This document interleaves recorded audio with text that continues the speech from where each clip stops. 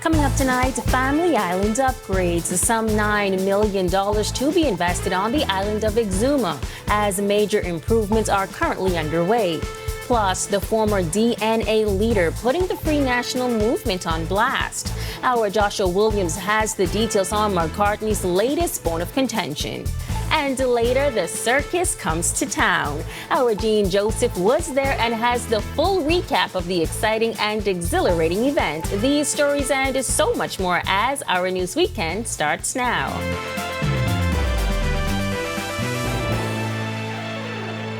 This is Our News Weekend. Thank you so much for joining us tonight. I'm Megan Shepard. Well, some great news for the island of Exuma this evening. The Our News team was on island yesterday as a number of infrastructural upgrades are underway, from new roads to clean, potable water. Member of Parliament for the island and Deputy Prime Minister Chester Cooper calling the projects a win for the island. I think the Water and Sewage Corporation has done a tremendous job in bringing relief and tapped water to Rotary and to Little Exuma, as well as repairing the mains in the Georgetown area. This is phenomenal for the island, and certainly for 50 years, the people of Rotary and of course the people of Little Exuma, where I am from, waited for running water. A part of the Water and Sewage Corporation's $9 million water improvement project, the upgrade provides Exuma residents with clean, potable water, as many of the areas are affected by brackish water, something that is now a thing of the past, according to area manager at WSC, Karen Roll. This here is a service lateral. As you can see, the water is already in the line, so we're just waiting on this customer to come in, fill out their application form. We will place their meter here and they're ready for service. Two Bahamian-owned companies were contracted to complete the project, Rowdy Boys Construction and Baker Wick. Rotary was a breeze. Georgetown is more of a challenge. We're meeting a lot of old lines that we know they come from, metal lines and stuff, so that kind of throwing us back. And traffic is a little stronger in Georgetown. Our scope included some 45,000 feet of new 6-inch C900 water mains with some 1,000 feet of 4-inch C900 water mains in the Forbes Hill area. The work has been a work in progress. As you can see, we're working hard out here. We expect to finish within the coming weeks. This resident expressing his gratitude for the progress made thus far. You can imagine paying $800 or $900 for a water tank, another $700, $800 for a pump, and it may last 2-3 years. Now you got the water. I mean, you know, I'm still gonna keep my pumping well, but I need that water. Well, police in the capital launching an investigation into a stabbing incident that left a 25-year-old man in hospital. Police tell us the incident occurred on Tonique Williams-Darling Highway. Officers were alerted of the incident around 2:30 a.m. when the victim became unconscious at a service station after being stabbed multiple times in the upper body. He was immediately taken to the hospital in a private vehicle where his condition is currently listed as serious. Investigations are ongoing.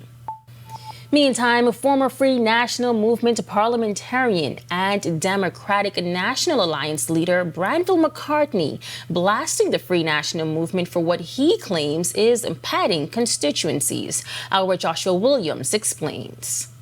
This is very reminiscent of how the PLP is carry on. As the race to the Free National Movement convention kicks into high gear, staunch supporter and endorser of former Prime Minister Dr. Hubert Minnis, former parliamentarian Branville McCartney is calling foul on the way the process so far has been held. McCartney accusing FNM Chairman Dr. Dwayne Sands of underhanded tactics to ensure a Pintard victory come June 1st. But as to how? The present leader of the FNM and chairman was doing a bunch of foolishness. And I say that because nominations closed a couple of weeks ago. And after nominations, they decided to hold constituency elections, which is totally out of convention, out of the norm. And look, man, the reason behind that is they wanted to pad those constituencies with persons who will vote for them. That was absolutely wrong. Dr. Minnis, who's vying for the leadership for the party once again, sending a letter airing his grievances. The fallout from this. Dr. Sands admitted it, you know. He admitted that they were doing a bunch of fool. After Dr. Minnis had written a letter bringing it to their attention, right? He said that they will pause, which means they were doing it, right? And they will stop doing their foolishness. McCartney, however, claims it did not stop there. Now, if they weren't doing anything wrong, only Lord Jesus Christ could tell me to stop. But he said he was going to pause. And from my understanding, he didn't pause. The former DNA leader says while he is not officially a part of the party, he's calling for a fair election process. And quite frankly, that ain't none of my business. That's the F&M business. But in my view, those elections that were padded ought to be considered void after the close of nomination. Reporting for Our News, I'm Joshua Williams. Well, there's been some confusion recently on social media as it relates to the National Investment Fund versus the Sovereign Wealth Fund here in the country. Additionally, some have accused the government of collecting some $11 billion in carbon credits in December 2023. In a recent interview while in Grand Bahama, Minister of Economic Affairs Michael Halkitis clarified the purpose of the National Investment Fund and what will happen in the future. The National Investment Fund is to deposit the assets of the Bahamian people in terms of buildings, real estate, shares in companies, government-owned shares in a number of companies. And eventually, when the carbon credits are developed, go into the National Development Fund to be professionally managed by experts with full transparency for the maximum benefit of the Bahamian people. As for the collection of $11 billion in carbon credits by government, the minister admits that he heard the allegations. Which is totally false. But, you know, the difficulty with social media is information gets out there and it spreads. And so I can unequivocally say the government has not collected any money, much less $11 billion for carbon credits. On the other side of this break, we're back to beautiful Crooked Island as we continue the Our News to the Island series. Our Candino Noel shares the stories of extraordinary residents who embody the essence of the island. Plus, the Rotary Club of East Nassau brings the circus to the capital. We've got all of the sights and sounds on the other side of this quick break. Stick with us.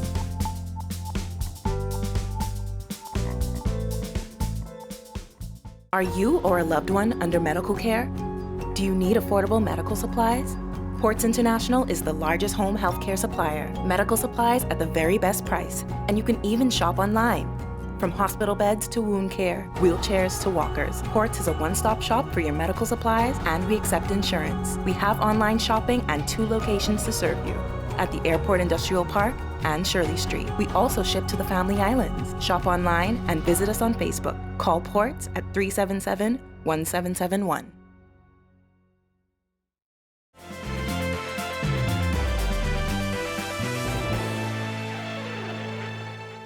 Our News to the Island series takes us to the heart of Crooked Island this week, where our news anchor Candino Knowles recently encountered some truly remarkable residents embodying the island spirit.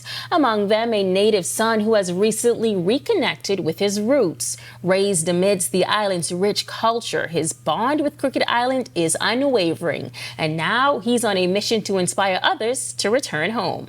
We've been open now for 3 years. And I think we represented ourselves pretty well in the island. David Ferguson and his wife Barbara are the proud owners of Nature's Delight Lodge and Restaurant in Colonel Hill, Crooked Island.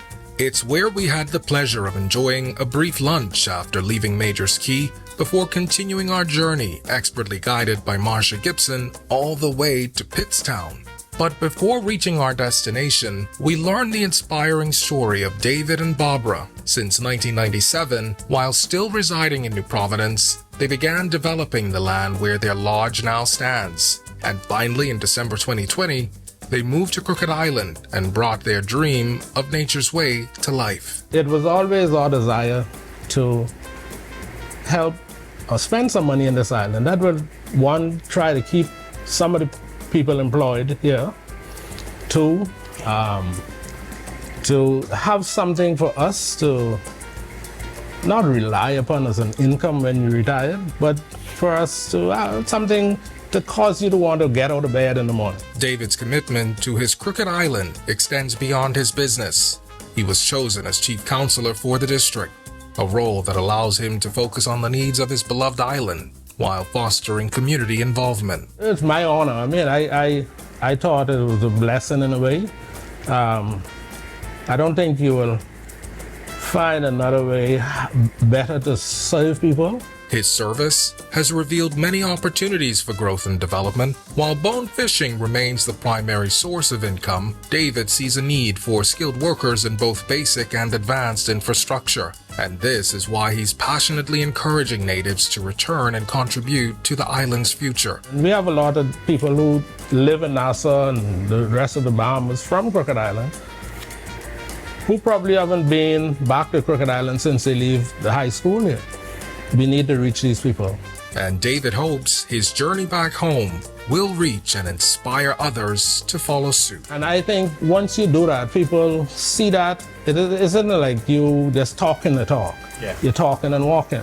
From Colonel Hill, Crooked Island, reporting for Our News, I'm Kendino Knowles.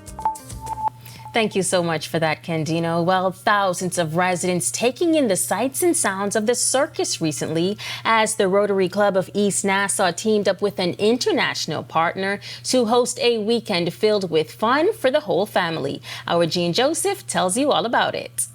Guests filling the Kendall G. L. Isaacs Gymnasium to see juggling, contortion, high-flying trapeze mastery, aerial stunts, and more at the circus. The event series made possible by a partnership between Rotary of East Nassau and Washington-based Menagerie Productions. Rafiq Simonet, Rotary of East Nassau's fundraising VP, says the circus was once one of the organization's local signature events, and the organization is looking at ways to expand its community reach.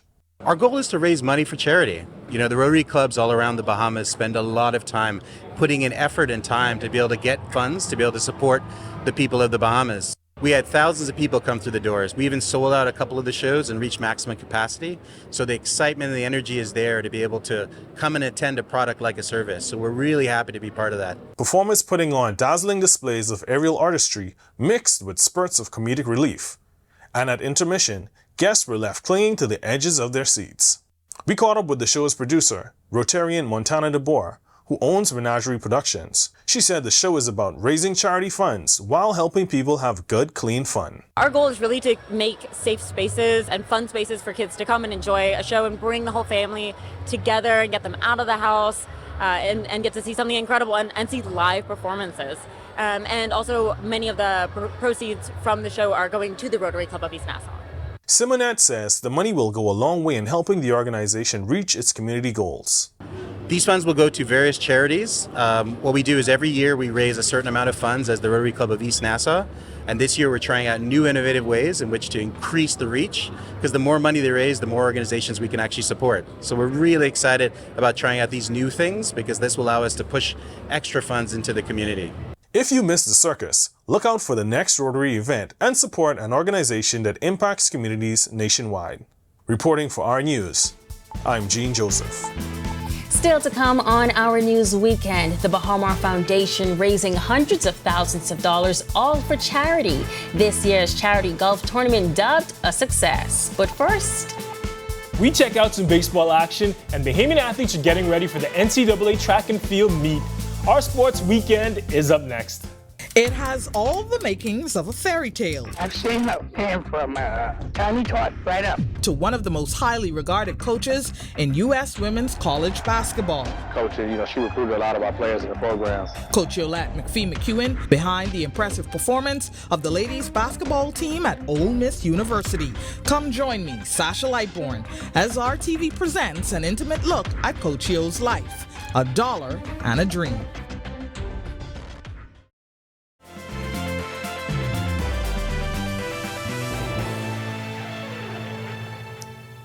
Welcome back. It's time now for a check on sports. Our Tage Adderley updates us on Bahamians playing baseball and NCAA athletes get ready for the national track meet. Let's take a look.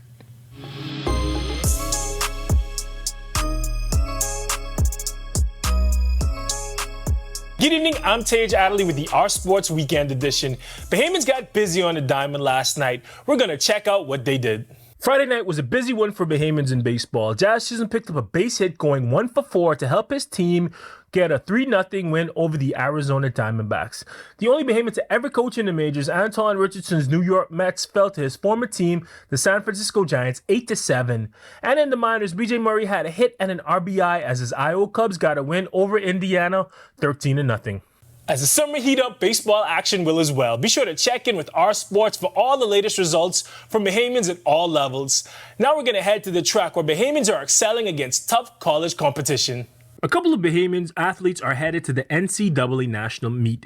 Defending javelin champ Rima Audubon of the University of Nebraska is on a roll. She repeated as Big Ten javelin champ a couple of weeks ago, and now she's going to defend her national title. She qualified for the nationals after finishing second in the NCAA preliminary round at the University of Arkansas on Thursday. Anthea Charlton, who has a pretty famous sister you may have heard of named Devin, she's headed to the nationals as well. She finished second in the long jump with a bound of 6.31 meters. Now, the meet will be held on June 5th. There's still a few more athletes in play to make it to nationals. Those events will play out over the weekend. Be sure to check in with us to see who makes the cut. That's a wrap for sports this evening. For Our Sports Weekend, I'm Tage Adderley. Thanks so much, Tage. Well, the Bahamar Foundation continues its mission promoting conservation, community, and culture as they hosted their second annual Bahamar Foundation Invitational recently. The foundation achieving a significant milestone this year, raising over $210,000, surpassing the $140,000 raised last year. The foundation has earmarked the funds for several charitable organizations and will distribute them within the coming weeks. Senior Vice President at Bahamar and the foundation's head, Robert Sandisan, says the tournament is one of the many ways the organization shows its commitment to the community. It is through events like this that Bahamar is able to give back to the community, to a community that's also been good to Bahamar. And a lot of our sponsors here with us today are aligned in our approach to supporting the community in worthy causes. And so every single penny that we earn from this event, not only the entry fees, sponsorship fees, the raffle, goes back into the community in a very short period of time. Bahamar President Graham Davis was on hand at Saturday's tournament and reiterated the organization's commitment not only to the Bahamas as a premier employer, but also as a devoted community partner. It's a tremendous way to support the three pillars of our foundation, which is culture, conservation, and community. And today it's all about community, making sure that we're giving back. And we do that throughout the year. But this is a special opportunity to raise some additional funds to get it right out to our community. Still to come, Bahamas Carnival officially in the history books. Entertainment correspondent Danielle Miller experiencing all of the fun and has all of the highlights when Our News Weekend returns. It has all the makings of a fairy tale. I've seen him from tiny tot right up to one of the most highly regarded coaches in U.S. women's college basketball. Coach, she recruited a lot of our players in the programs. Coach Yolette McPhee-McEwen behind the impressive performance of the ladies basketball team at Ole Miss University. Come join me, Sasha Lightbourne, as RTV presents an intimate look at Coach Yo's life, a dollar and a dream.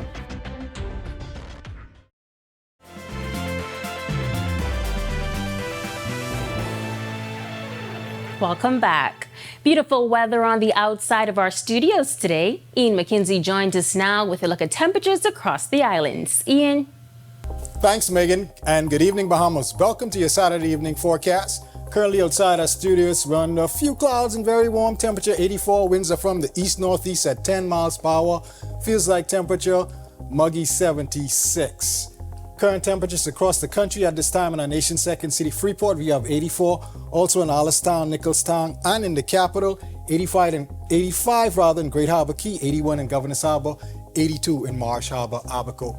In the Central Bahamas, we have 82 in Camps Bay, as well as Georgetown, and in Coburn Towns in Salvador, 81 in Deadman's Key, Long Island, and also in Arthurstown, Kid Island. In the Southeast Bahamas, we have 82 in Duncantown, as well as Delectable Bay, Acklands, and Abrahams Bay, Maguana, 81 in Colonel Hill, 83 in Matthewtown, and in Providenciales, Turks and Caicos. First look now at our satellite and radar imagery. High pressure remaining the dominant weather feature. This should continue to translate into about midweek into mostly dry and stable conditions. Boating forecast across all areas, winds variable at 5 to 10 knots. Comfortable boating conditions, seas 1 to 3 feet. High tide at 10 p.m. tomorrow. Low tide at 4:44 a.m. tomorrow morning. In your extended forecast, we're looking at comfortable conditions throughout most of the week. A bit on the warm to hot side, highs starting out in the upper 80s and then gradually getting back into those 90-degree mark, posting an advisory. We are looking at those low temperatures hovering at the upper 70s. That's a wrap on evening forecast. Make it safe. Fun night, everyone. Thanks so much, Ian. While the intense heat over the weekend didn't stop Bahamas Carnival 2024 revelers from hitting the streets, our Danielle Miller was there and she has all the highlights. Enjoying the vibes. You tune in, we live. This is how we party outside Bahamas Carnival 2024. Aside from the lively performances by the DJs, on Saturday, Bahamas Carnival Road March debuted skin-teasing costumes filled with feathers and jewels glistened under the sun. The parade route began at Awaki, traveled on West Bay Street, then to Goodman's Bay and back. Those in costumes were not the only one who enjoyed the festivities. Spectators hosted their own fanfares, including food trucks, bars, and even an elevated platform by Alpha Sounds. With a notably iconic scenery for carnival parades, this event attracts revelers locally and internationally. The vibes are crazy. So many people have traveled over here. I've just met somebody from New York, somebody from Atlanta, from Trinidad. I mean, they're having a blast. The crowd on the side is going crazy. I'm visiting from Freeport, Grand Bahama, to Carnival 2024. It's really exciting. Look, this is my first time being in Bahamas for Carnival, and so far it's been amazing. The sun is very hot, but the vibes on the road, the energy, the music, it's just a real vibe. I represent Trinidad and Tobago, so coming here for my first time, Bahamas is doing well. The parade is comprised of different bands with various sections. However, there was one song that everyone sang together. It's hot. Really hot. It's hot. Hey y'all, it's your girl Wendy Miss What You Know About It. So this year Carnival is the hottest I've ever experienced in my whole life. And I'm really just fighting to stay alive. Despite the heat, revelers told me without a doubt they will be back next year. Reporting for Our News, I'm Danielle Miller. Thanks so much, Danielle, and thank you for joining us for Our News Weekend. On behalf of the entire team, I'm Megan Shepard. Have a safe and wonderful evening.